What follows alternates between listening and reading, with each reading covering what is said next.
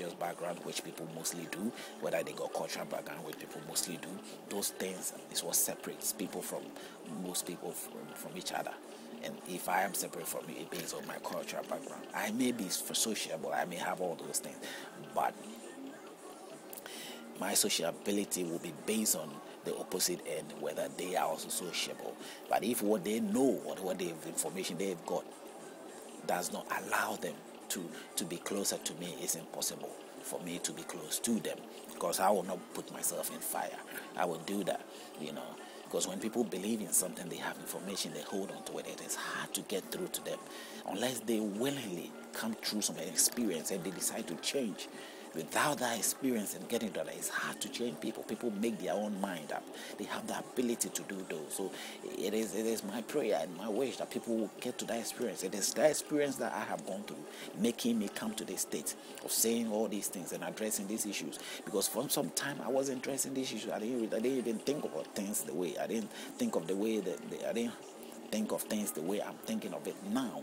I had a different view altogether in life. I really held on to something that I thought was real, was true, and it wasn't. I can go to bed and kiss Bible before I go to sleep, thinking that it's going to give me, some sort of protection or what the best. But now I don't. Why? Because of my realization. Maybe somebody with the Quran also hold the Quran and kiss it and sleep and thinks that it will give him the sense of protection or give her the sense of protection. But he fails. They realize that no, until he go through and that person go through an experience, they don't come to that point. There are people who have come from, prison cells like what do you call it? The prisons of what Guantanamo Bay. And the experience they go through, they come out, they realize that now they change from their strong sense of belief, of serving of Allah and all that. There's so many accounts that I come across. There are others that through their own personal experiences. There's this woman who has an Islamic background, had to change. She was even a parliamentarian in somewhere in one of the European countries. Now she's seeking as his residence now in the United States, seeking protection at all times, writing a lot of books, and her view was the experience that she went through, which is female circumcision. That alone made her, because she has an experience, she has a very valid point of experience based on that she was saying that she had to challenge the Quran, or she had to reveal certain things in the Quran that men or people use it to their own advantage, and she thinks that somehow it is not right. It's the same way that happens to everybody. It's experience. Go to experience, have an experience. You do. Some are very lucky and very smart and intelligent that they don't even go to experience.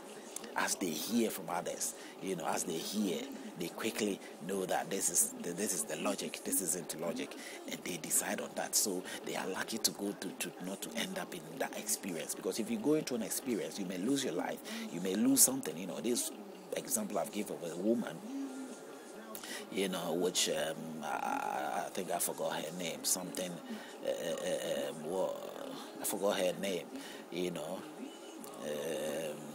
I forgot her name, but basically she now live her life with no feelings. She never enjoyed sex by nature because of that circumcision she got through. Beautiful woman, very nice woman, intelligent too, but still she cannot have that very unique thing that naturally is there for everybody to have, and it wasn't there because she was born with it. Deliberate act of a man or an act of people made her become an Enoch, So it is something that she has gone to experience, and it was a bad luck for her to end up that way. I mean, if it happened partially, fine, she would have some slight enjoyment when it comes to sex or anything of that nature, but no. So the smart people they don't go that far to experience where their life become damaged, or they lose something, or sometimes you might end up losing your life and not have the opportunity to enjoy as much as you had to, or to really live life as you have to. And so I was lucky. I'm not still feeling as best and good, as healthy as I want to be.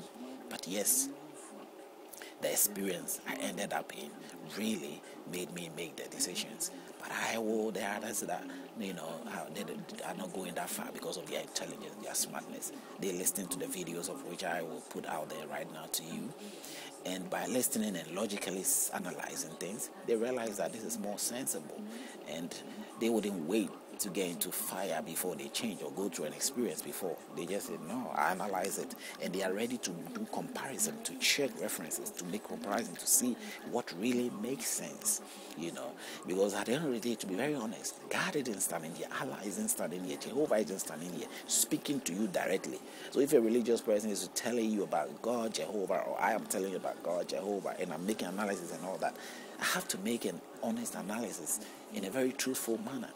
Not as if God is the one speaking to you, or God is right there speaking for himself. No, God can speak for himself. If God is not doing that, analyze it from your own point of view. I analyze it from my own point of view.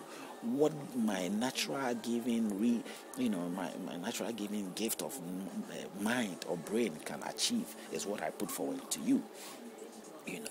Whatever the source of life made me to become, I put it to use and analyze it directly.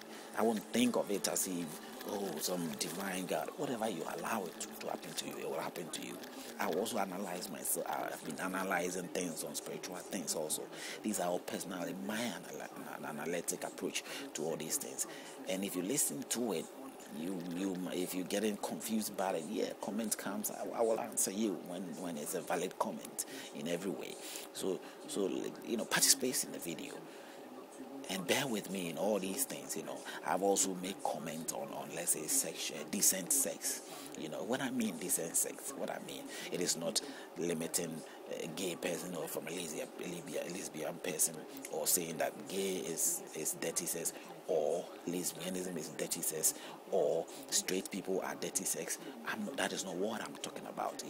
It is necessary to explain to you, what the definition that I put forward by saying decent sex. If I say decent sex, which gives you, which will, prevent diseases and all kinds of bad, put us in a bad health, which will not end this up in some sort of bad health.